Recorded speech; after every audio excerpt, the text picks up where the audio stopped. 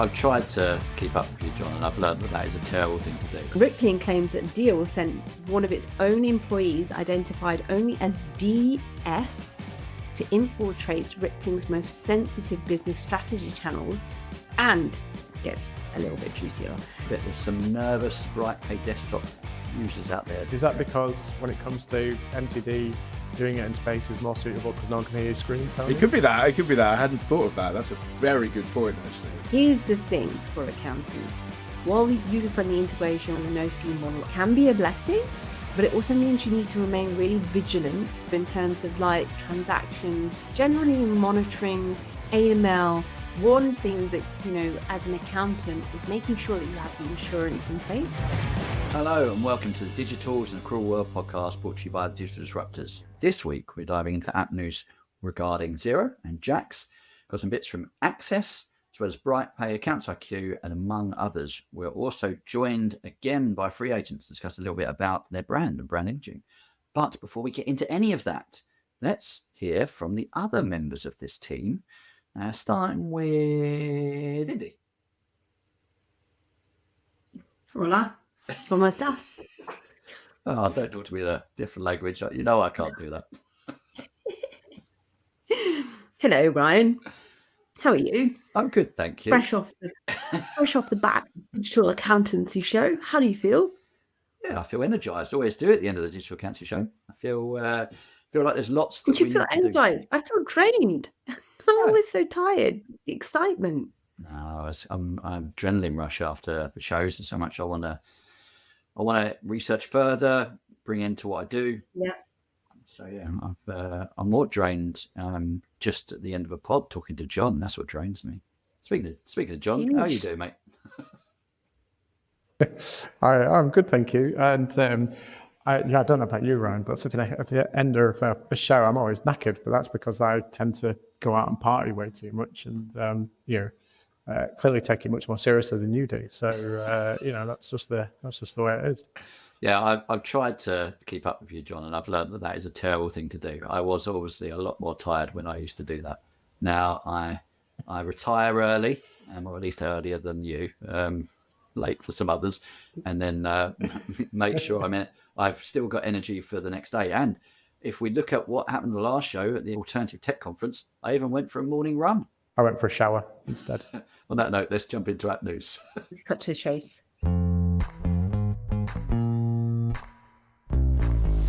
Okay, so in this week's app news, it's in the cutthroat world of HR tech. So there's no ordinary rivalry, I guess we'd describe it as. Rippling has just filed an explosive 50-page lawsuit against their biggest competitor, Deel. A couple of the apps that we've covered on our podcast before, and it's filled with allegations that are nothing short of Hollywood-level drama. The accusations so far: racketeering, misappropriation of trade secrets, and get this, corporate espionage.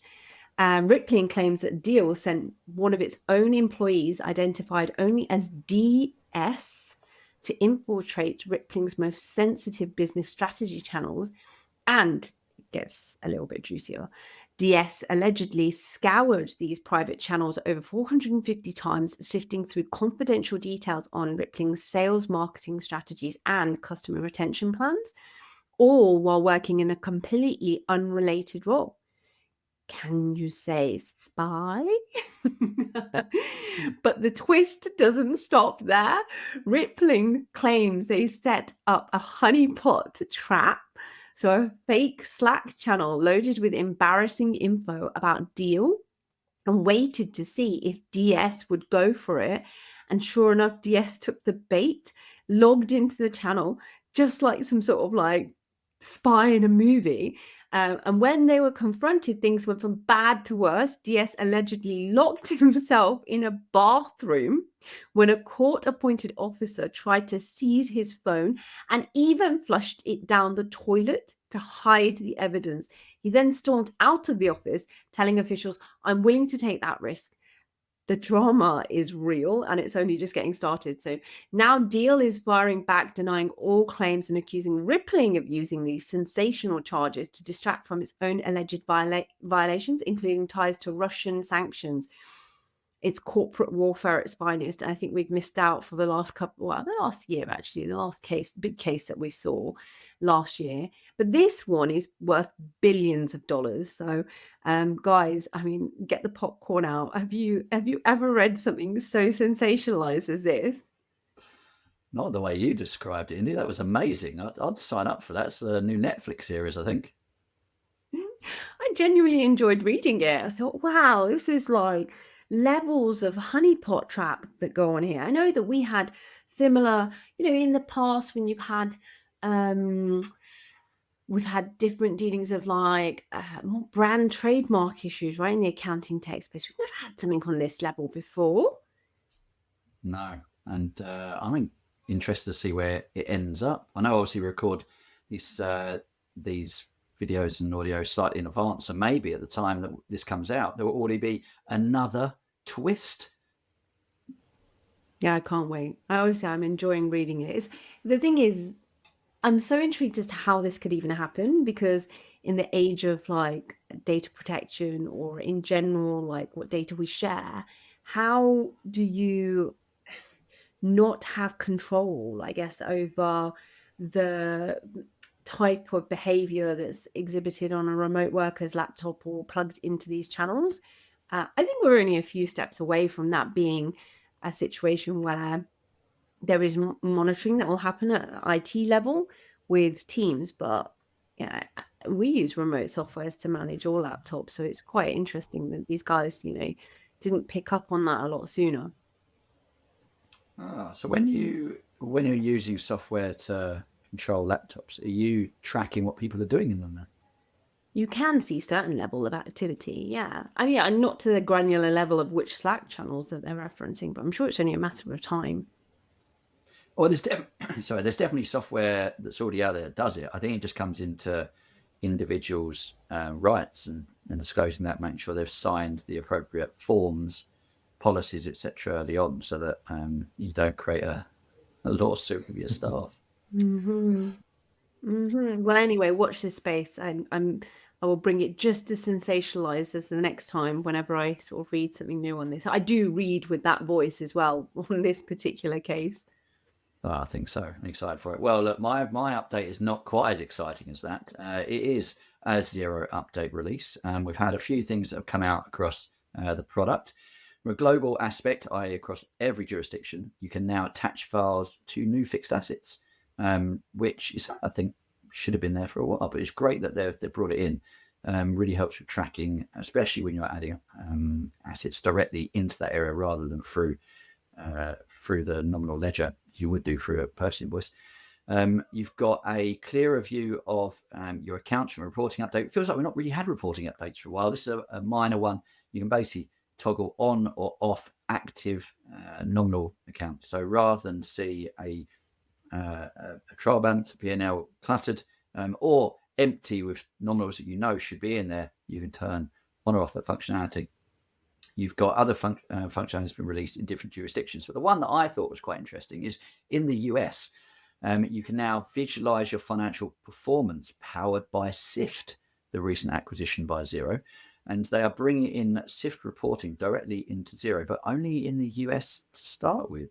Now, the graph that they show is a visualization of how the income and expenses come out, but I know they're planning to embed more Syft reporting directly into Xero, and I hope it's not going to be always over in the US. We're going to start seeing it in the UK because I'm excited about that acquisition. Lots of accountants use Syft over in the UK, and would probably appreciate that functionality coming directly into the Xero product. One thing I would add on this is I was recently invited to a Fathom dinner to then look through their latest releases on the product. And I believe you guys were also invited to have a quick look at how they're planning to enhance the advisory opportunities through the reporting that they're doing. So it'd be really interesting to get your perspective on how this compares to Syft, and how Xero have approached this as something that could help accountants. Any thoughts? Penny, for your thoughts? Interesting take on it, why they're going down the US side. Maybe the Xero product didn't have the reporting depth over there compared to the UK. Yeah, think that's my only comment on this. I know they're going to bring it in. I know they're going to probably switch the model from a all-in-one package to a per-user package. Makes sense once they made the acquisition. But I'm keen to see how they blend it in if it takes as long as other products they've acquired. And I have on my notes, actually, because I did take a few notes from the Fathom dinner. So they actually have an open beta starting from March 17th, which was not too long ago, for their new Insights dashboard. And they have got some really interesting features that allow change management to be less of a barrier to adoption, and you can sort data with multiple metrics to prompt discussions based on the service. For example, if you search for clients eligible for funding, you can add a column with EBITDA, filtered by tag of services for those who only receive statutory reports, and with healthy gross profit margin to then prompt a conversation around funding, which I thought was really interesting. And perhaps you guys, again, have had a little bit more of an inside view on Fathom. But if not, then I think we should get those guys on this show, because I'm really intrigued to find out more about how they're coming at the problem in the UK. Just whilst we're on the Xero news, I've got something as well from Jax, which is the AI-powered assistant that sits in Xero and launched a little while ago. And this was announced, when was it announced? Back in the end of Feb, beginning of March time, but they've already released a few more updates to the product. So the new bits that they've launched into Jax are you can create invoices faster using the integrated inventory item codes, which makes that process of creating a new invoice a little bit more intelligent, I guess. And you can also now get summarized information on paid, unpaid, or overdue invoices with a smarter search and summary response that you get. So so there you go. So Jax has been powered up, and then the other little bits that they've added in is that you can also now use Jax to get better responses from Xero Central. So rather than maybe sometimes having to ask and then trawl through a series of responses, you can actually get Jax to help with your support queries and stuff, which obviously makes just getting through that data a little bit easier. I've got something a little bit different. Well, I say different. It seems to be we talk about an Access Group acquisition all the time. And there's another one. They bought Kiwi tradie software specialist Geo over in New Zealand. Now, Geo serves over 10,000 users across Australia, New Zealand, the US, and the UK. But it's interesting they're in the tradie space because Access not that long ago acquired Tradeify. So I believe Geo sits at the level above that, and they've got Geo Op and Geo Next in the ERP space. So now they've got Tradeify on the smaller end, they've got Geo in maybe the mid-tier area. And as Access have been doing, rather than build a lot of new products, they are acquiring ones strategically placed to integrate into their Access Financial Suite and, I guess, power a modern ERP that way. Interesting the fact that that they're focusing a lot on the tradie side. Maybe that's where they're seeing as a niche for their product. Do you think that's the case, John? I don't know it, Ryan, because it's a really good question. Because I mean, last time when we talked about the Tradeify acquisition, given the types of scale of clients or customers that we knew that they had, we did question whether or not it was a good fit for Access from a product point of view.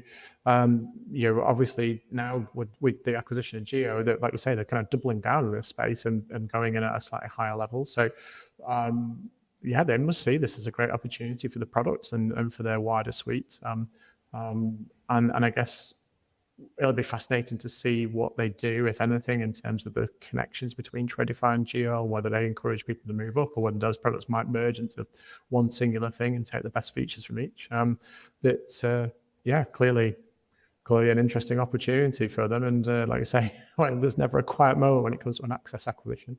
I've got a little bit from BrightPay, which is that BrightPay Windows desktop version will only be available for the 2025-2026 year, of which it will then be discontinued. Now, that's obviously pushing the BrightPay customers into the cloud system.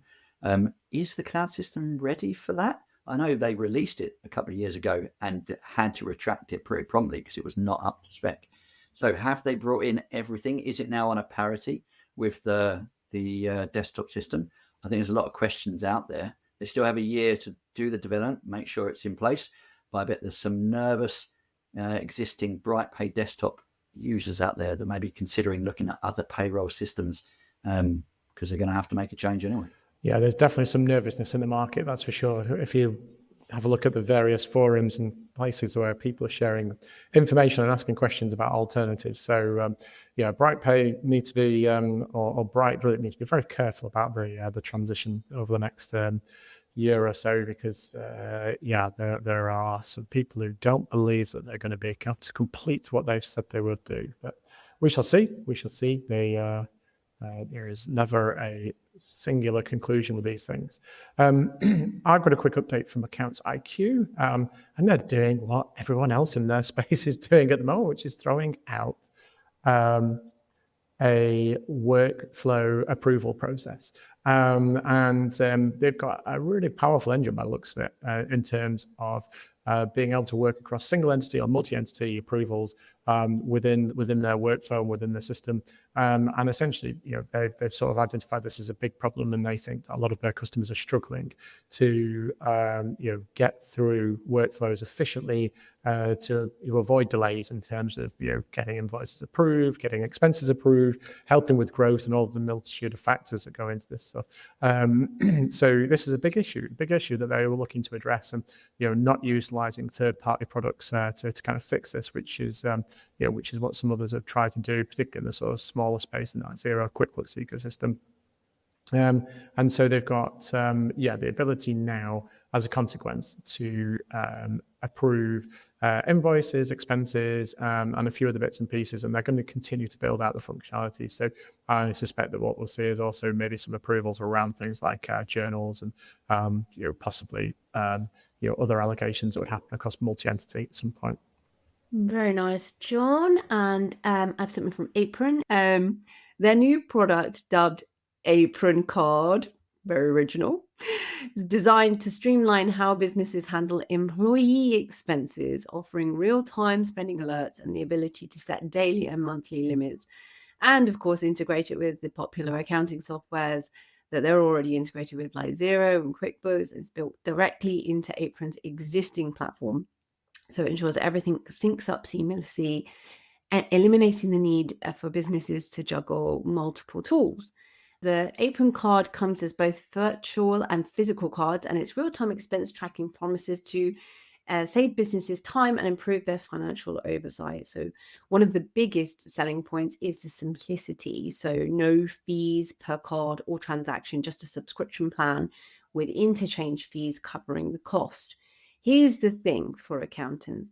While the user-friendly integration with accounting systems and the no-fee model are appealing, it's really essential to ensure that this solution doesn't create additional complexity when it comes to financial control. As businesses grow, keeping track of all that data in one place can be a blessing, but it also means you need to remain really vigilant about how expenses are maybe categorized or managed. And also in terms of like transactions, generally monitoring AML, and I reassert this once more, is that it's very easy to set up things like payments.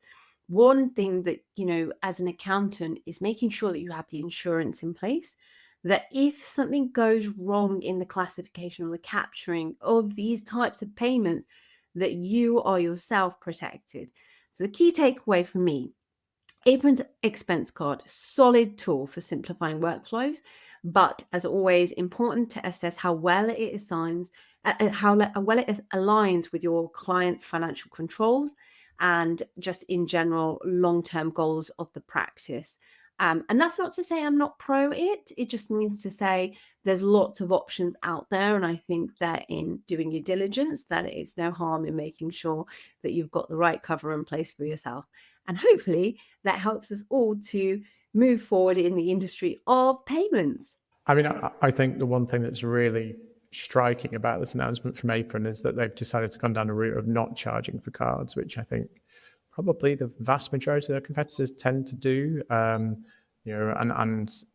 thing you can say for sure is that they do listen quite closely to the market, and this is one of the key objections that we hear from other businesses, is that they struggle a little bit with paying for card solutions. So I think this is an interesting one from Apron. It's a busy market. We've talked about this before. The guys are operating in a really busy market where you've got AP, OCR extraction, etc., payments, cards now as well, expenses, approvals. So there's a huge amount of competition and going to be a huge amount of aggregation over time, I'm sure, in this market. Yeah, I would agree. Right, last little thing. Hey, Indi, did you know that Fathom are releasing this whole new thing, and it's called the Fathom Insights Dashboard and Portfolio Plan? I don't know if you've heard about this, but I'm not sure. I'm not sure I have, actually. I'm pretty sure that Xero released something or spoke more about their Syft dashboard, but I'm very, very intrigued to hear more about how Darren and his team and Fathom are coming at the problem, because it's a little bit more UK centric. they know that accountancy firms really struggle to keep on track on top of a whole bunch of metrics and things. So this Insights dashboard has been designed specifically for accounting and advisory firms to help you get this kind of single view of your client base that's connected to the platform.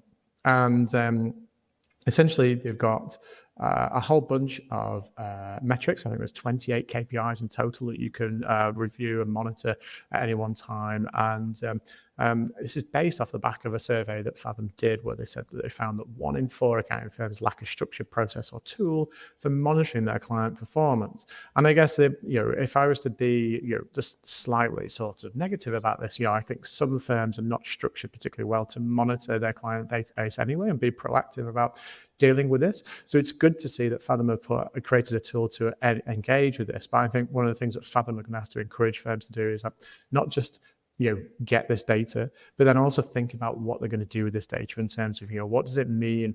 What does it mean if a client's performing really well, for example, and what kind of services could you offer versus a client that maybe isn't performing particularly well, or maybe it's flatlined?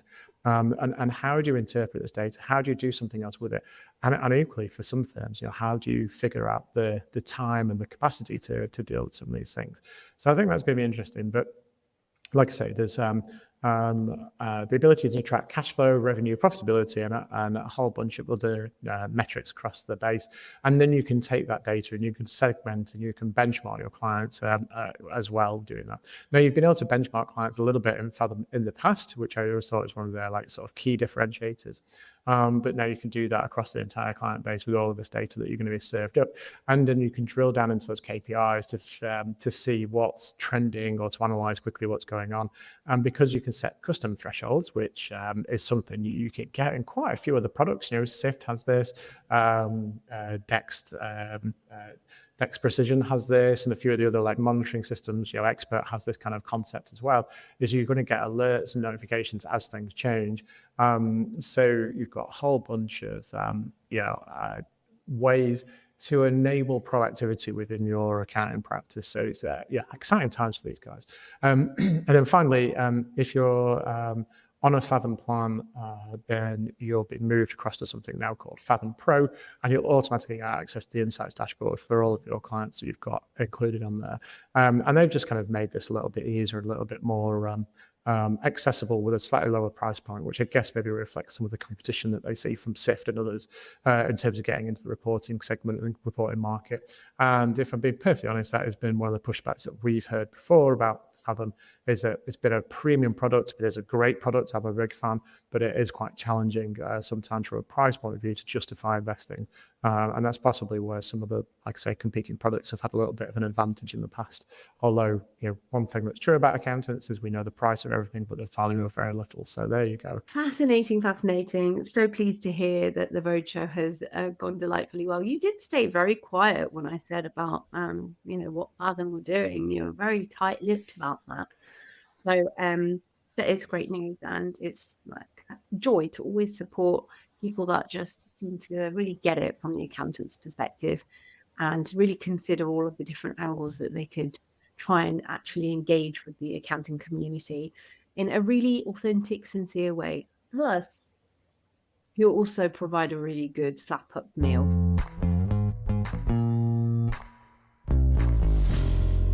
Well, I'm delighted to say I'm joined again by Tony Stevenson from FreeAgent. And we're going to be covering a whole bunch of things with Tony over the next few episodes and things with the podcast and stuff. But in this particular episode, we're just going to be jumping into a little bit more about FreeAgent, a little bit more about the brand, and also something quite exciting which they released at DAS in the last few days, which is about you can now do your tax returns in space, which is very exciting, particularly your MTD ones. So we'll get into that in a second, Tony. But tell for anyone that's been hiding under a rock and isn't aware of FreeAgent and what you guys are up to, but maybe just give people a little bit of an intro to FreeAgent and why you're like rising to the top at the moment in terms of like getting out there and building incredible integrations and all sorts of other stuff that are in readiness for all these compliance headaches we've got coming up. Indeed. So I guess the starter pack of information is we are a bookkeeping product, and you can do all the kind of stuff that you'd expect in a bookkeeping product: raise your invoices, direct your bills, snap pictures of receipts, and have it drag the information off automatically. Explain your bank transactions, connect up to the bank, do call reporting, a whole bunch of stuff, right? And we started life focused on sort of the one-man band, the contractor, and then over the years the product has kind of grown and grown, and fits a slightly larger size of business now. So that evolution was kind of the contractor and the one person business through to the micro, and now we're stretching out into the small as well, right? So we're pretty comfortable in that space. And the average kind of number of employees that a user of FreeAgent has continues to disperse further up that sort of level of numbers. And when we started life with ones or twos, we're now 10s, 20s, 30s. There is even a 60-person business that's got 7 figures of turnover. 8 figures of turnover, I think, actually still using FreeAgent. Probably a few creaky edges at that kind of size, but still doable with a simple business model. So that's kind of like the bare bones basics of where we sit, and we operate in that similar space to the Xeros, the QuickBooks, the Sages as well, but starting from the smaller end of the market and pushing up into the small. And I mean, I guess it makes sense, right, for you guys, given the genesis of where the product came from and serving that sort of small compliance sort of freelancer market, to expand that out, right, and expand your reach, because that's kind of the natural progression for a product like yours. And as I say, you've got some noisy neighbors with Xero and QuickBooks and others anyway that you need to kind of, I guess, they're competing down into that market, so yes. No reason for you not to compete up into that market as well. But I guess you guys are also the only platform where you can pretty much do all of the compliance requirements that an accounting practice or a bookkeeper would want to deliver for a business, operating at that sort of scale as well.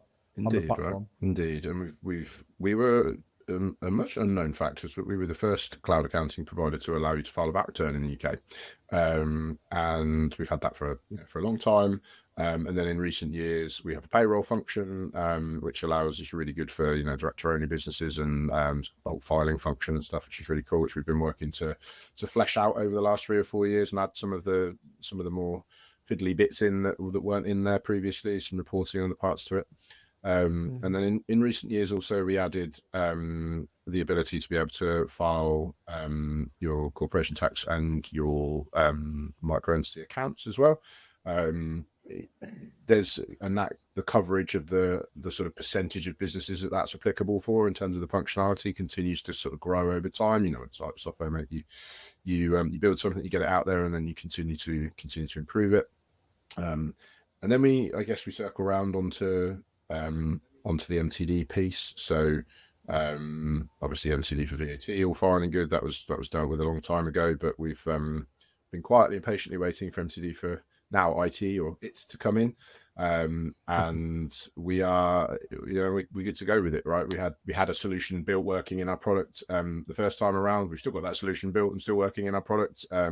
We've got the filing of returns that's being done, people on the beta, that stuff's all happening. So what we've always endeavored to do is to build these solutions in a simple way, which makes them accessible to practices and to end users as well. So we're good to go with it, and we're quite excited about it coming in and being able to help our partners and help our users of FreeAgent to to get on board with that big compliance change. Yeah. And I mean, talking about that MTD thing, as I mentioned on the intro, you've done your first MTD submit for its submission from space. Is that because when it comes to MTD, doing it in space is more suitable because no one can hear you scream, Tony? It could be that. I hadn't thought of that. That's a very good point, actually. That's a very good point. A bit fun. And we wanted to prove that that MTD was so simple that you could even do it from space, right?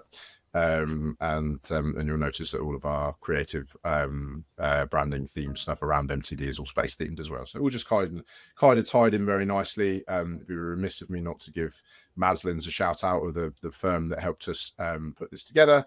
There's a whole bunch of like kind of videos and blog posts, and there's tons of press that have picked it up and stuff out there. So yeah, they got like a hydrogen balloon, I think it was. They had to sort of build this rig that allowed you to take essentially like a server up into space, and it kind of boils down to like a little tablet, and then this sort of robot arm that comes out and hits the file button, and you can see the world in the background at minus 46.5 degrees at the height in the stratosphere that they had to contend with in order to get the filing done and make sure that the robot arm worked and all that kind of stuff. So yeah, really cool. Seems to have landed well. So no pun intended.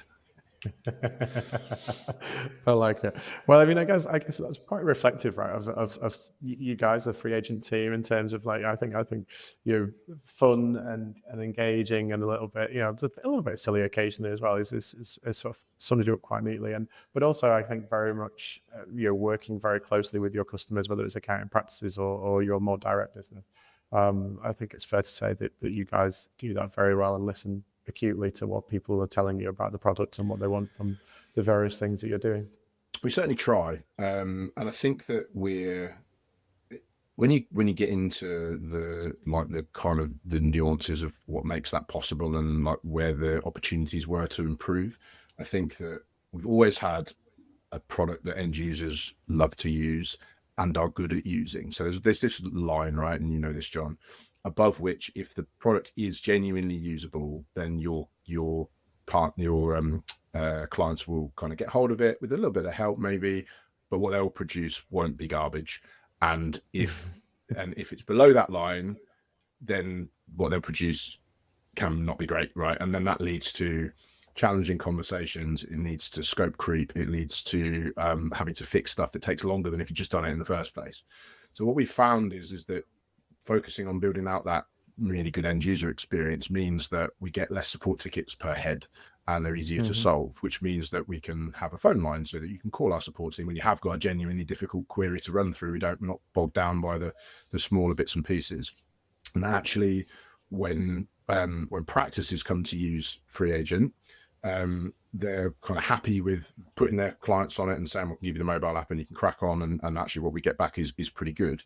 And then where we had to make choices over the years was in the practice experience, right? So that was the bit that kind of was lagging slightly behind the end user experience, because we know our end users love using us. 75 NPS is a world leading score, but our practice one was slightly lower. So we want to focus on that. So Rowan's been really big on that in his tenure as CEO.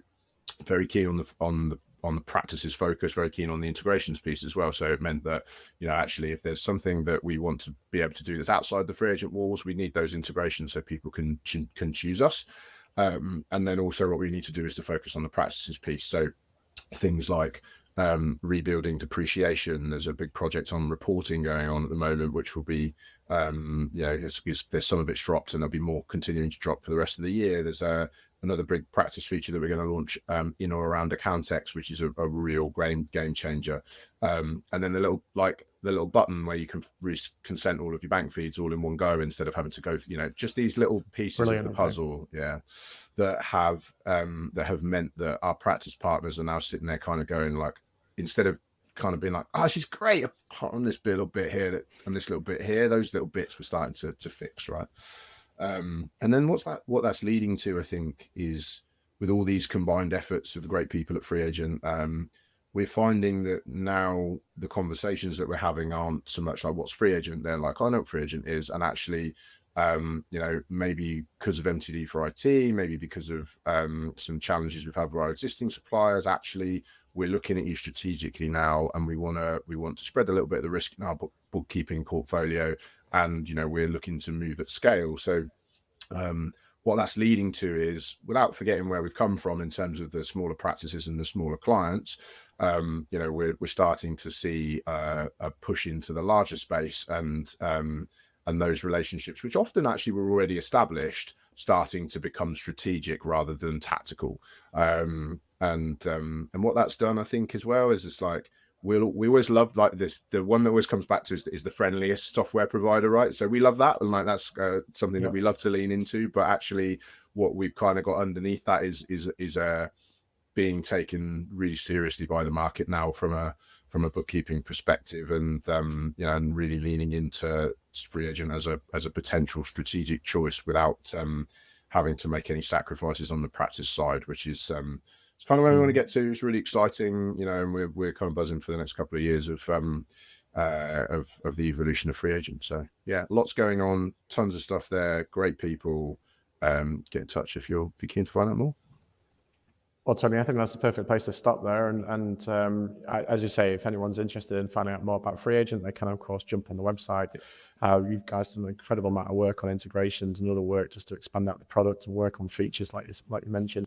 And you are genuinely a friendly bunch and a great bunch to hang around with and get to know. So it's worth spending that time at Accountex or any of the other shows that you might be able to go and meet the team as well. Wicked. Well, thank you, mate. Always a pleasure chatting, and I look forward to the next one.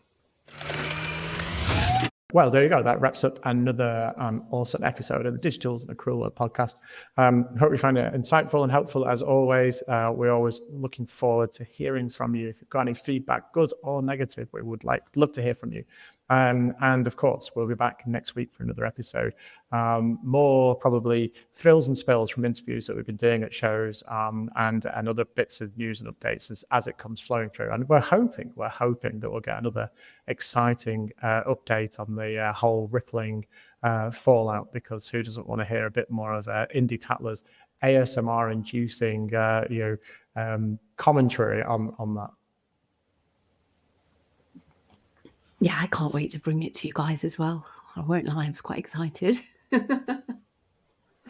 That's a wrap. Perfect.